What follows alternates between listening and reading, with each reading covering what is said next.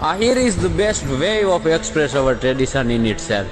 And that's why when we wear our traditional costume, we always look like king or queen. સાહેબ ભાડાના લુગડા લઈને પહેરવાની જરૂર અમારે ન હોય. આયર કે આયરાણી પોતાના પરંપરાગત પોશાકમાં સામેથી આવે ને એટલે દુનિયાનું એકેય બ્રાન્ડેડ કપડું અમારી હરીફાઈ ન કરી શકે. અમારું ઈ તત્વ છે, અમે આયરત્વ છે.